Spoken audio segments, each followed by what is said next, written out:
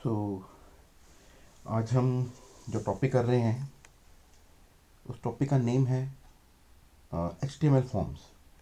तो सबसे पहले मैं एडिटर ओपन कर लेता हूँ अपना, जहाँ मैं कोड करूँगा। और बेसिकली हम पहले ये समझने की कोशिश करते हैं कि HTML फॉर्म्स का यूज़ क्या है। एक्चुअल में HTML फॉर्म्स है क्या। तो फर्स्ट ऑफ ऑल मैं यहाँ पे एक नई फाइल बना लेता हूँ। फाइल का नेम दे देता हूँ मैं pro7.html कर लेते हैं नेम। और with the help of shortcut shift के साथ मैं साइन ऑफ एक्सक्लेमेशन को प्रेस करके टैब प्रेस करूँगा तो ये इसका टेम्पलेट जो है वो ऑटोमेटिक यहाँ से आ जाएगा। थोड़ा बड़ा कर लेते हैं ताकि विजिबल हो जाए। सो HTML फॉर्म का टॉपिक है हमारा आज का, HTML फॉर्म्स। और ये जो HTML फॉर्म्स है ये कहाँ कहाँ यूज़ होगा ये डिस्कस करते हैं सबसे पहले हम।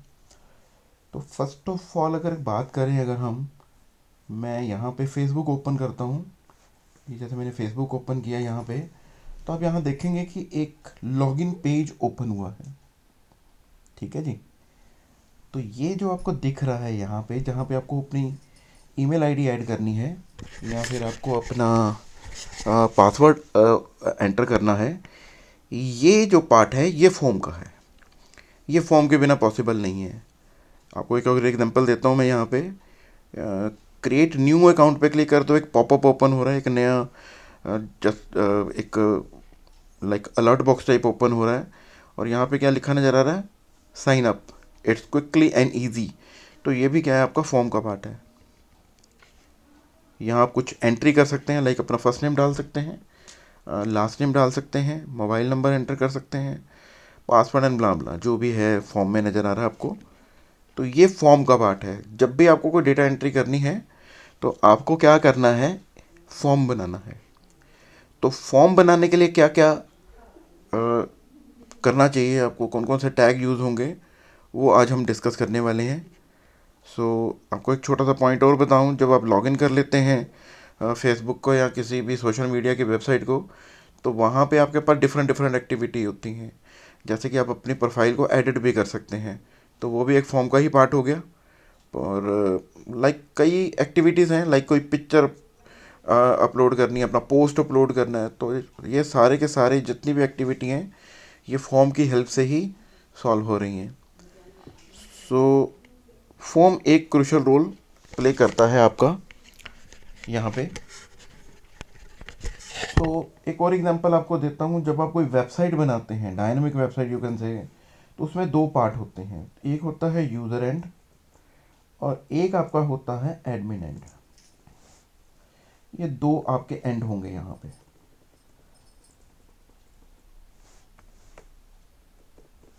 सो यूज़र एंड तो आपने यूज़ किया होगा, लाइक आप फ्लिपकार्ट पे जाते हैं, अमेज़ोन पे जाते हैं, तो प्रोडक्ट सेलेक्ट करते हैं, सर्च करते हैं, फ़िल्टर्स लगाते हैं, प्रोडक्ट को सिलेक्ट करते हैं, शॉपिंग कार्ट बनता है, उसके बाद आप पेमेंट करते हैं। ये सारा का सारा काम किसका है, यूज़र का। बट कभी आपने ये सोचा कि वो प्रोडक्ट डालता कौन होगा।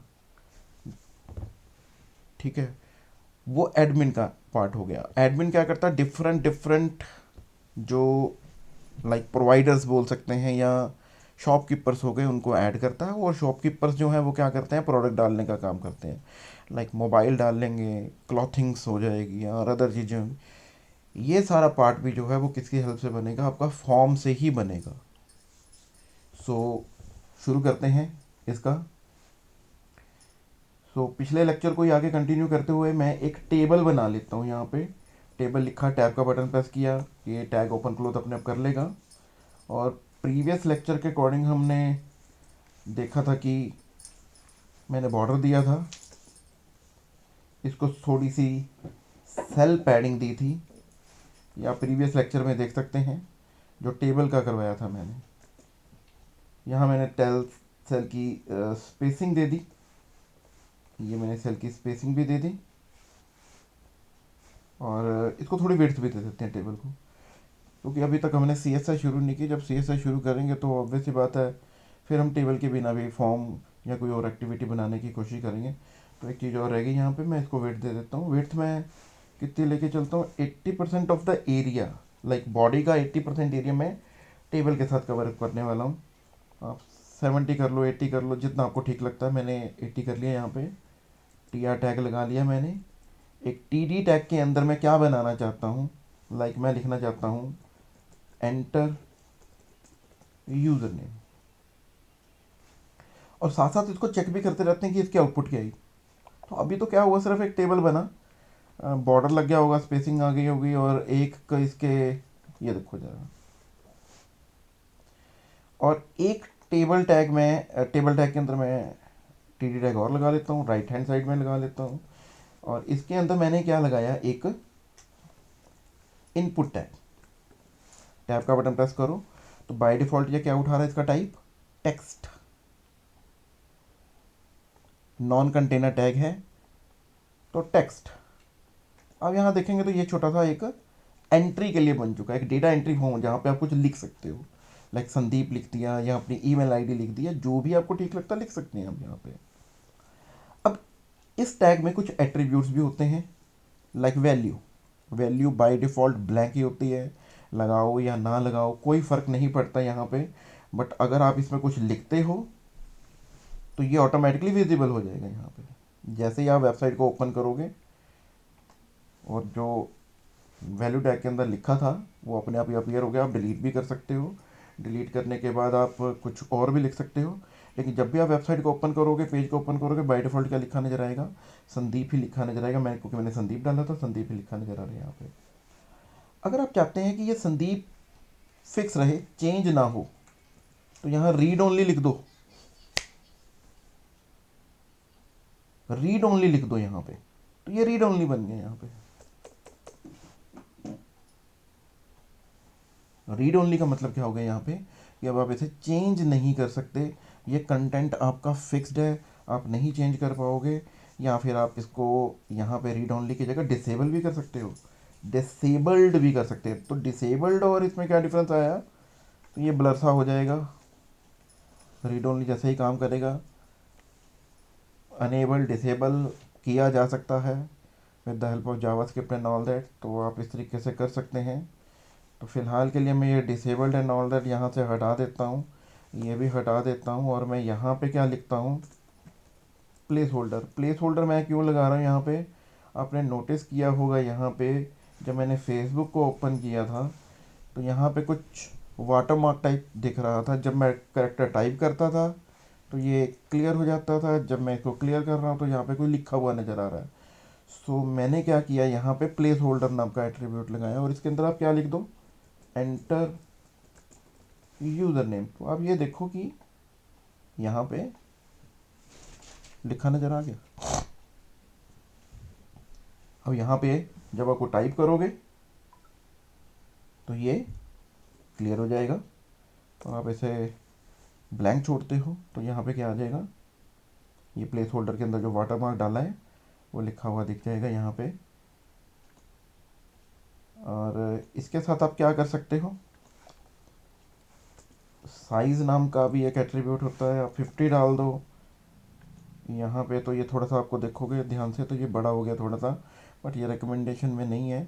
आप अगर किसी की हाइट और वेट देना चाहते हैं तो फ्यूचर में हम CSS करेंगे, आपने उसी से ही मेंटेन करना है इसको। अब एक बात और डिस्कस करते हैं।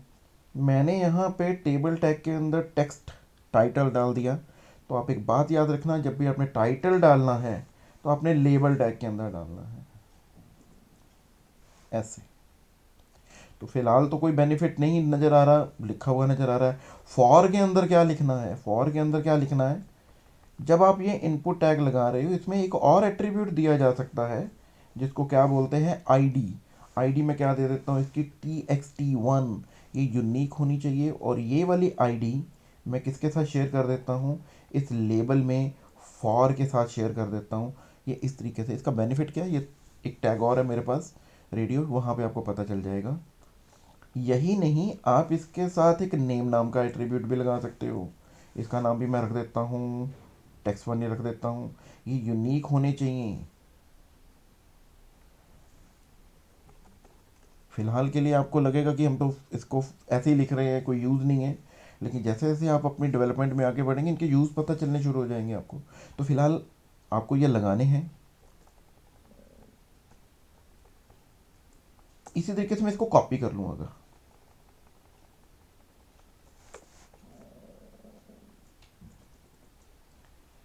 और कॉपी करने के बाद मैं क्या करूँ,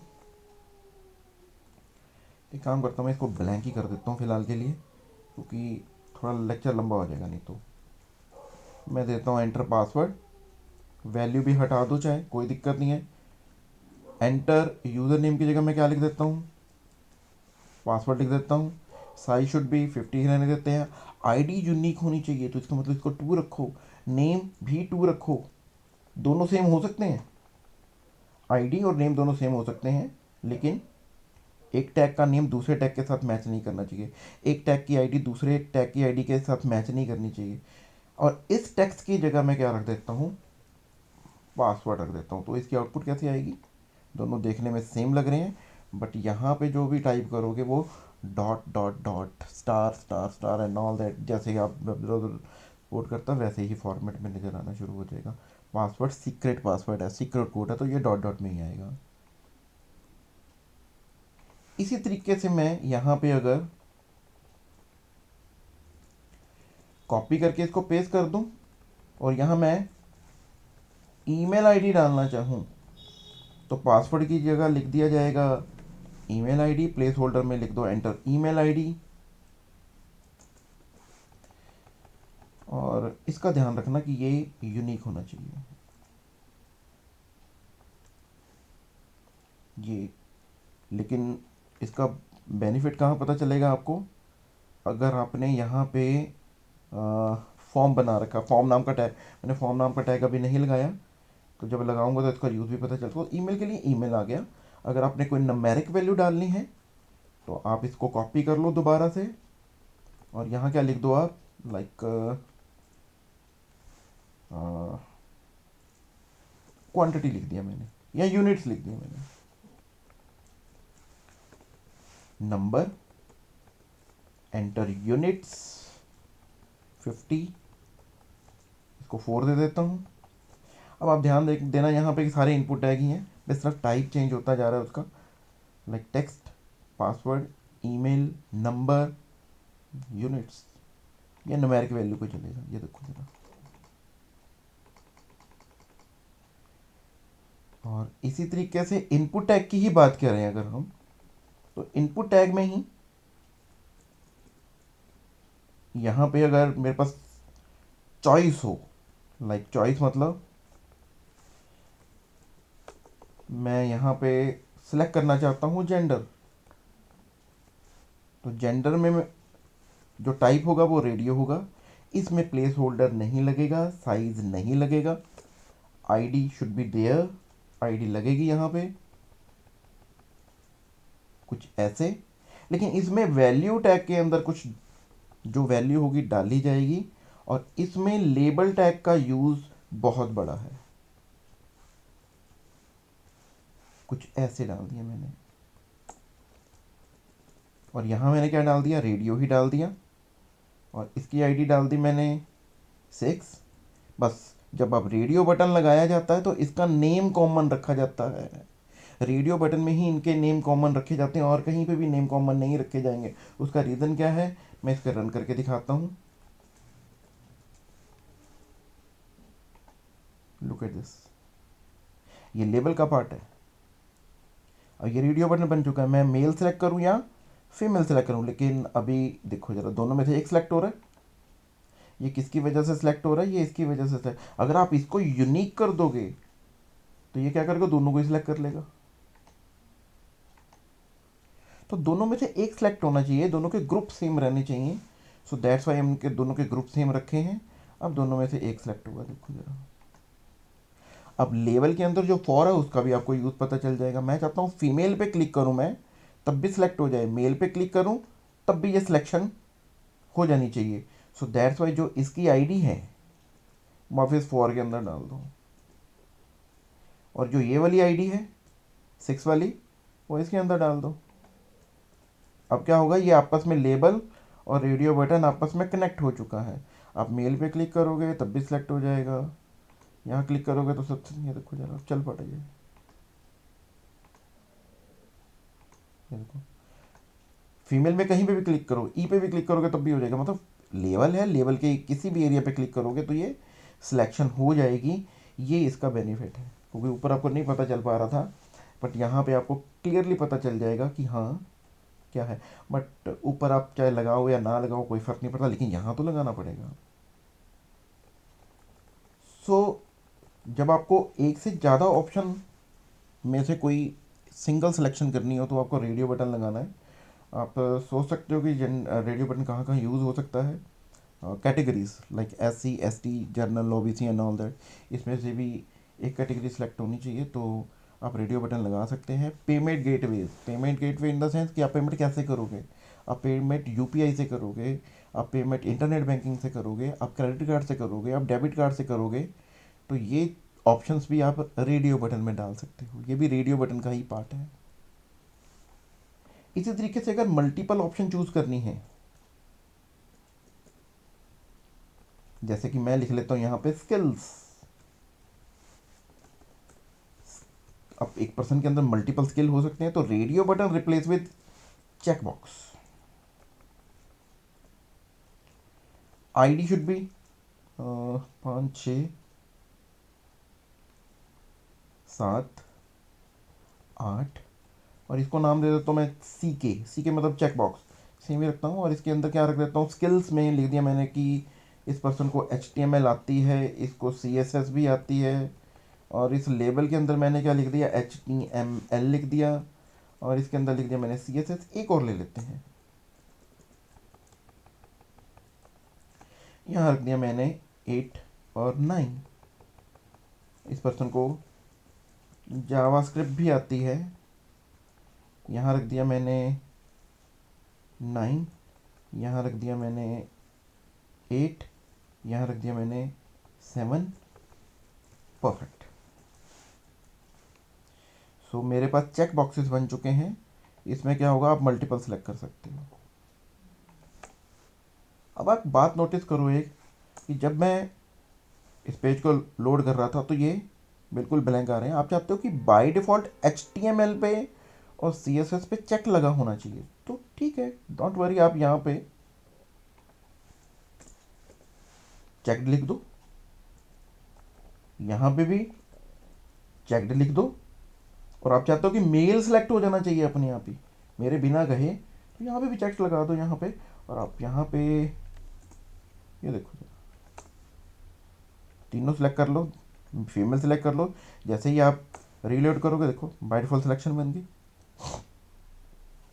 तो मल्टीपल ऑप्शन करनी है तो आप, लेकिन हम नोटिस करेंगे कि अभी भी हम इनपुट टैग ही चला रहे हैं। अभी एक इनपुट और देखते हैं, मैं इसे कॉपी करके पेस्ट कर लेता हूँ। जब हम वेबसाइट में या फेसबुक में या किसी सोशल मीडिया पे जाते हैं तो आप पिक्चर अपलोड कर सकते हैं। तो ब्राउज़ करते हैं सबसे पहले, फिर पिक्चर सेलेक्ट करते हैं, फिर लोड हो जाती है। तो मैं यहाँ लिखता हूँ सेलेक्ट फाइल या इमेज या जो भी आप डालना चाहते हो। आप किसी वेबसाइट पे अपना रिज्यूमे अपलोड कर सकते हो, आप कहीं पे अपना कोई आधार कार्ड अपलोड कर सकते हो, पैन कार्ड अपलोड कर सकते हो in the form of PDF, excel, word, सारा आ सकता है इसमें। तो इसके लिए जो इनपुट टैग लगेगा वो क्या है, दैट इज फाइल। इसकी आईडी मैं क्या दे दूं, मैं 10 कर देता हूँ।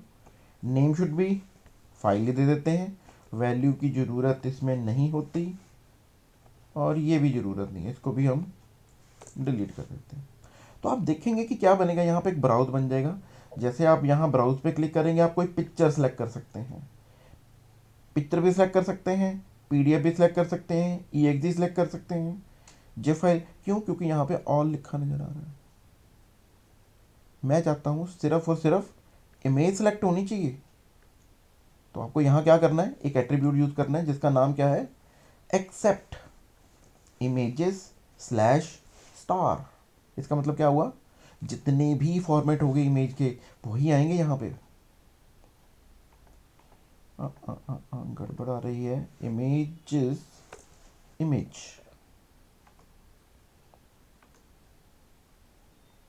देखो जितने भी इमेज के स्टाइल हैं सारे वही आएंगे। हाँ, वो अलग बात है कि यहाँ से ऑल कर सकते हैं, लेकिन बाय डिफ़ॉल्ट आपके पास जो होंगी वो पिक्चर्स ही होंगी। पर मैं ये चाहता हूँ कि सिर्फ पिक्चर कौन सी आनी चाहिए, सिर्फ और सिर्फ जो पिक्चर्स हैं। मैं पिक्चर से पहले ये रखते हैं कि मुझे जो अपलोड करना है वो पीडीएफ लेके चलनी है। तो यहाँ लगाओ एप्लीकेशन, और यहाँ पे मैं क्या लगा दूँ, स्लैश पीडीएफ। तो अभी के लिए क्या आएगा, यहाँ पे पीडीएफ आएगा सिर्फ। अब बाय डिफ़ॉल्ट पीडीएफ सेलेक्ट कर सकते हो और कुछ और नहीं सेलेक्ट कर सकते हो। इसी तरीके से आप यहाँ पे ऑडियो लिख सकते हो, वीडियो लिख सकते हो। आप थोड़ा और रीड करना चाहते हैं इसके साथ तो आप यहाँ पे गूगल में जाके लिख लो। क्या लिखेंगे आप यहाँ पे, एक्सेप्ट ओनली इमेज फाइल, इसी तरीके से लिख लो। और कहीं से भी स्टैक ओवरफ्लो में देख लेते हैं, इसमें सारी स्टाइल मिल जाएंगे। या फिर आप W3 से ओपन कर लो, स्कूल ओपन करो। तो लुक एट दिस, एक्सेप्ट के अंदर आप क्या लिखेंगे, image slash PNG comma gif comma JPEG। तो इसका मतलब क्या हुआ, ये PNG सेलेक्ट करेगा, गिफ सेलेक्ट करेगा और JPG करेगा। और कुछ स्टार लगाएंगे तो सारा, वो मैंने करके दिखाया आपको। थोड़ा बैक करते हैं, W3 स्कूल ओपन करते हैं, तो आप यहाँ से रीड कर सकते हैं। लाइक स्टार लगाएंगे तो image, image x PNG gif JPG, बस दो ही हैं। W3 स्कूल नहीं है, W3 डॉक्स था ये एरर। तो यहाँ से पता चल सकता है, नीचे आप देखो तो ये रही, audio star, video star, image, media type. Media type पे क्लिक करोगे तो और भी आपको मीडिया टाइप मिल जाएंगे। मतलब बहुत सारी इंफॉर्मेशन आप गूगल भी कर सकते हो, आपको थोड़ा बहुत पता होना चाहिए, थोड़ा आइडिया होना चाहिए। And you can manage all this things by just single click या सिंगल सर्च। तो बहुत सारे हैं यहाँ पे, JPG, CSV फाइल, एक्सेल, बला बला, बहुत सारा आप सर्च कर सकते हैं। सो ये क्या हो गया आपका। बट अब यहाँ पे सारे के सारे क्या थे, ये इनपुट टैग ही चल रहे हैं अभी सारे के सारे। एक सिंगल इनपुट और टाइप कितने हो गए इसके, देखो जरा, आप काउंट कर सकते हैं यहाँ से। अब यहाँ से थोड़ा सा अलग हो जाएगा। थोड़ा अलग क्या हो जाएगा यहाँ पे, कि मैं ये चाहता हूँ कि मुझे कुछ सिलेक्शन के लिए वैल्यू डालनी है। सिलेक्शन के लिए वैल्यू मतलब, अब देखो, अभी तो दो वैल्यू थी, मल्टीपल सिलेक्शन में थे, मेल एंड फीमेल, तो हमारा काम चल गया। लेकिन अगर बहुत सारी वैल्यू हो तो, लाइक स्टेट, सिटी, वो तो बहुत सारी होंगी ना। मतलब मल्टीपल डोमेन में से आपको एक वैल्यू सेलेक्ट करनी है, तो सारी की सारी वैल्यू रेडियो बटन में नहीं डाली जा सकती। तो आप यहाँ पे, मैं यहाँ पे स्टेट्स रख देता हूँ। इन द कंडीशन आप क्या यूज़ करो, जो रेकमेंड करता हूँ मैं, या सेलेक्ट टैग यूज़ करो, टैप प्रेस करो, ये देखो नेम दे दो आप यहाँ पे S1, यहाँ पे भी S1, सेलेक्ट टैग। और इसके अंदर क्या रखो, ऑप्शन। पहली ऑप्शन रख दो प्लीज सेलेक्ट, और दूसरी, तीसरी और चौथी, इसके अंदर मैं रख देता हूँ HR, short for Haryana, PB, short for Punjab, Goa का शॉर्टकट गोवा ही लिख देता हूँ मैं, गोवा एंड पंजाब। और यहाँ पे Haryana.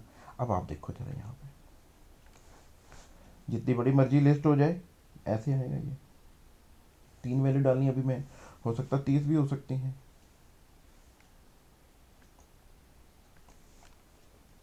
City, state and all that डाली जा सकती है यहाँ पे। तो सिलेक्ट टैग लगाया जा सकता है यहाँ पे। लेकिन मल्टीपल वैल्यू सेलेक्ट करनी है तो मल्टीपल वैल्यू सेलेक्ट करने के लिए मैं क्या करता हूँ, यहाँ पे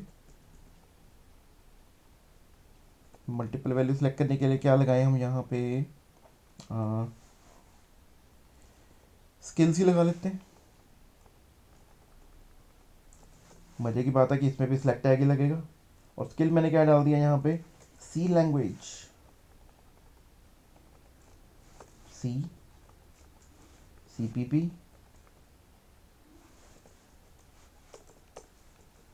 HTML,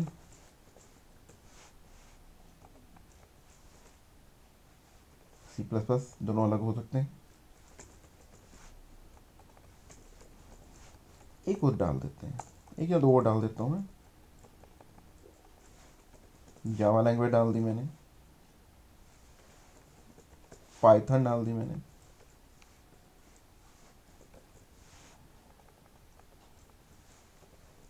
अब आप देखो प्रॉब्लम क्या है यहाँ पे, एक ही सिलेक्ट कर पा रहे हैं, जबकि एक बंदा कहता है मुझे तो HTML भी आती है, सी भी आती है, C++ भी आती है।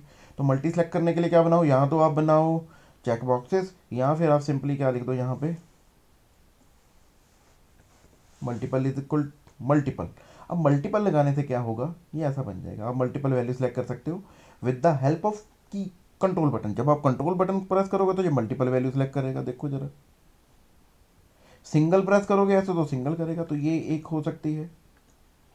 अब आप बात एक नोट और कर सकते हो, ब्राउज में भी सिंगल ही वैल्यू सेलेक्ट हो पा रही है, अगर आप ध्यान दो तो यहाँ पे भी सिंगल वैल्यू सेलेक्ट हो रही है। जैसे मैं यहाँ पे लेटर्स पे क्लिक करता हूँ, तो ये को मैं चाहता हूँ मल्टीपल वैल्यू सेलेक्ट होनी चाहिए, तो मल्टीपल वैल्यू सेलेक्ट करनी है, तो जबकि अभी सिंगल करने दे रहा है। मैं यहाँ पे इसको फिलहाल हटा देता हूँ, क्योंकि मैं ना इसको ब्लैंक कर देता हूँ, और यहाँ क्या लगा देता हूँ, मल्टीपल। अब मल्टीपल लगाया तो ये कुछ ऐसा चलेगा। आप मल्टीपल वैल्यू को सिलेक्ट कर सकते हो, ये देखो जरा, मैं सारी वैल्यू सेलेक्ट कर सकता हूँ, ओपन कर सकता हूँ, 7 वैल्यू सेलेक्ट, 7 फाइल सिलेक्टेड। तो मल्टीपल फाइल को भी सिलेक्ट किया जा सकता है, ऐसे किया जा सकता है, इसमें मल्टीपल लगाया जा सकता है यहाँ पे। तो लेबल सेलेक्ट टैग का यूज़ हो रहा है यहाँ पे, बहुत परफेक्टली यूज़ हो रहा है यहाँ पे, तो आप मल्टीपल वैल्यू भी सिलेक्ट कर सकते हो यहाँ पे। और सेलेक्ट टैग को आप कैटेगराइज भी कर सकते हो, कैटेगराइज इन द सेंस, जैसे कि मैं यहाँ लिख देता हूँ एजुकेशन,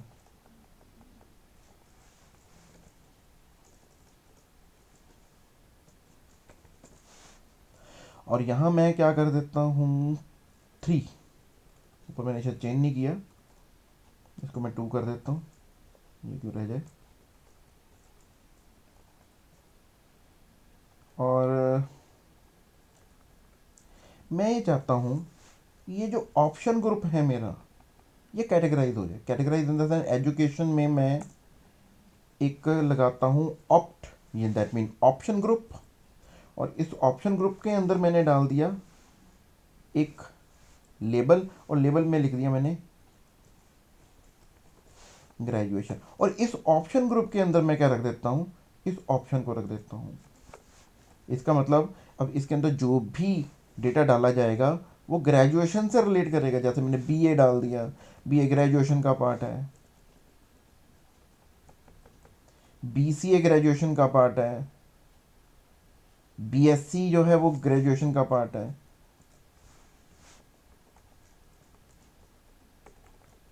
ये देखो, एक और डाल देते हैं ताकि थोड़ा सा क्लियर हो जाए।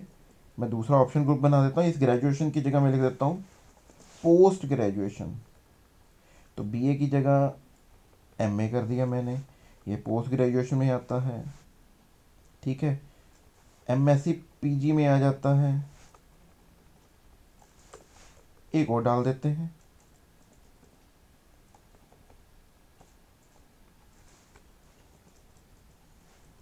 Professional education. तो प्रोफेशनल में एमसीए डाल दिया मैंने, एमबीए डाल दिया मैंने। तो ये देखने में कैसा लगेगा पहले देखते हैं अभी। ये देखो कैटेगराइज कर दिया इसने। मैं एक काम करता हूँ, यहाँ से मल्टीपल हटा देता हूँ, क्योंकि मुझे तो एक ही स्ट्रीम चूज़ करनी है ना इसमें से। सो ये देखो जरा, कैटेगराइज कर दिया इसने। काफ़ी जगह यूज़ होता है ये, ऐसी कैटेगरीज भी यूज़ की जाती हैं, तो किया जा सकता है यहाँ पे।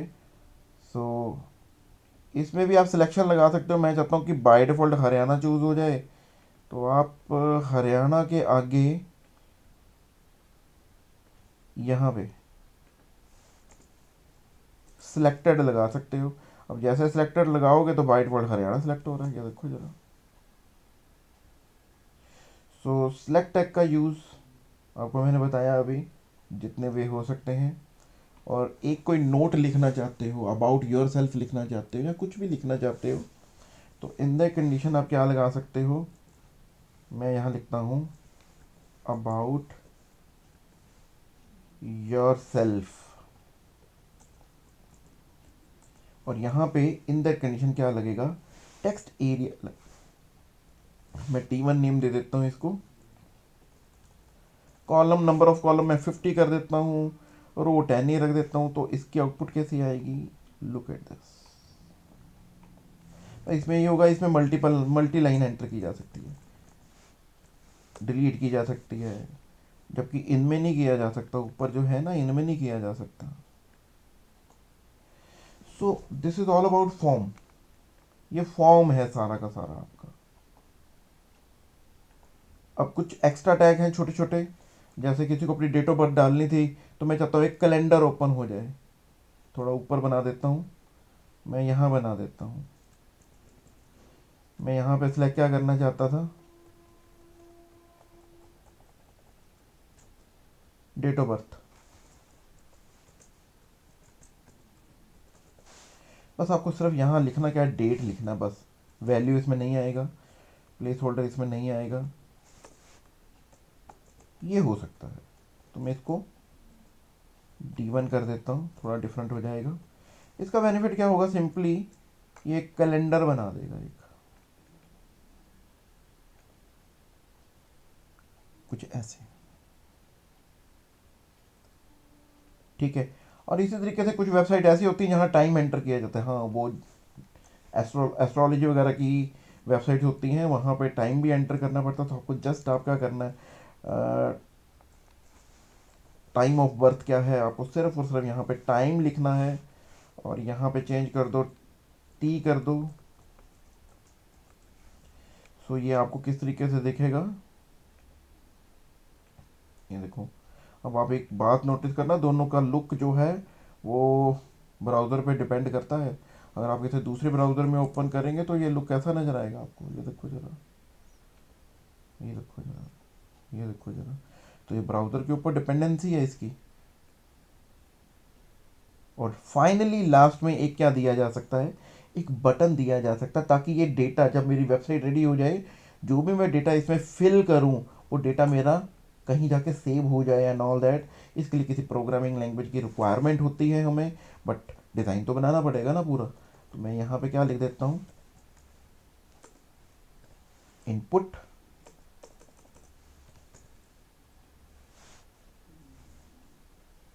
फिर इनपुट आ गया देखो जरा, और input type button, BTN, BTN, इसमें वैल्यू दे देते हैं सबमिट, और रेडी हो गया ये।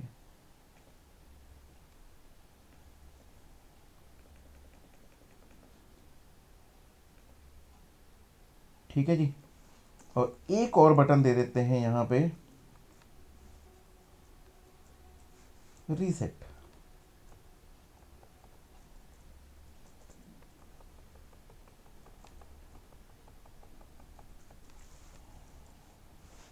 लेकिन प्रॉब्लम ये है कि ये रीसेट जो है ये तब तक काम नहीं करेगा जब तक कि ये सारा कंटेंट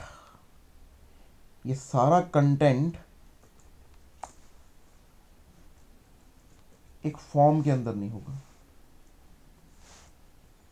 एक्चुअली में फॉर्म की ज़रूरत आपको तब पड़ेगी जब आप किसी पर्टिकुलर वेबसाइट पे काम करोगे, एक डायनामिक वेबसाइट बनाओगे। यहाँ कोई ज़रूरत नहीं, यहाँ सिर्फ डिज़ाइन बन रहा है, मैंने फॉर्म बना दिया। यहाँ पे मैंने यहाँ कुछ लिखा, क्लियर पे क्लिक किया, ये क्लियर हो गया फॉर्म। ये तब तक काम ना करता जब तक वो फॉर्म नहीं बनाओगे। और जब आपने फॉर्म बनाया तो इस बटन की जगह क्या लिखा जाएगा, सबमिट लिखा जाएगा। सबमिट लिखोगे तो फॉर्म का डेटा सबमिट होगा कहीं पे, अदरवाइज फॉर्म का डेटा सबमिट नहीं होगा। लेकिन आज की डेट में क्या लिखा जाता है, बटन भी लिखा जाता है। यहाँ पे इसके अंदर लिख दो सेव रिकॉर्ड्स लिख दो, चाहे आप इसको एक आईडी दे दो। आईडी क्या दे दें, इसको B1 दे देता हूँ। इसको या आप एक नेम दे सकते हो, इसको नेम क्या दे दिया, B1 ही दे दिया, ऐसा किया जा सकता है।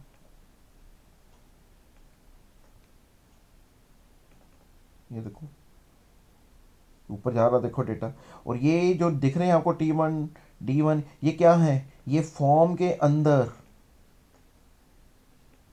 जो इनपुट टैग लगा था उसके अंदर मैंने एक नेम नाम का एट्रीब्यूट दिया था, ये भी फॉर्म के साथ ही काम करते हैं। सो ये पूरा का पूरा फॉर्म है आपका। और ये मैक्सिमम टू मैक्सिमम सारे के सारे बता दिए मैंने। एक लेक्चर और लेंगे जिसके अंदर कुछ एक्स्ट्रा टैग भी हम डिस्कस करेंगे, बट इसके बेस पे आप क्या बना सकते हो, मैं आपसे कुछ डिस्कस करता हूँ फाइल्स। मैं ये आपको एज अ होमवर्क असाइन कर रहा हूँ, या आप ये ज़रूर बनाओ ताकि आपको प्रैक्टिस हो जाए इसकी। लेट सपोज मैं इसमें ये बनाना चाहता हूँ, तो आप समझ गए होंगे इसको देख के कि कैसे बनेगा। टेबल टैग के अंदर इनपुट टैग भी आ गया, रेडियो बटन भी आ गया, सेलेक्ट टैग भी आ गया, चेक बॉक्स भी आ गया, और जो नीचे दिख रहा है ये delivery instruction and all that, ये क्या हो गया आपका टेक्स्ट एरिया, और लास्ट में बटन है। एक और ये, एक ये, और एक ये। तो ये तीन चीज़ें, तीन फॉर्म्स जो हैं, ये तीन फाइल्स जो हैं, ये फॉर्म से बनेगी। आपको ध्यान से देखना पड़ेगा, इसको भी ध्यान से देखना पड़ेगा क्योंकि एक टेबल टैग के अंदर बनेगा ये। और हो सकता है कि कहीं कॉल्स पेन लगे, रोज पेन लगे, तो आपको ये ध्यान देना पड़ेगा। So this is all about forms. तो आप इसको कोड को एक बार रीड कर सकते हैं, लर्न कर सकते हैं, और कोई डाउट होगा तो आप मेरे से पूछ भी सकते हैं, ऐसे कोई इशू नहीं है। ठीक है, तो बाकी नेक्स्ट लेक्चर में करते हैं। कुछ एक्स्ट्रा टैग्स हैं इसमें जो HTML5 के अकॉर्डिंग यूज़ होते हैं, तो वो नेक्स्ट लेक्चर में डिस्कस करेंगे। ठीक है, आज के लिए इतने रखते हैं।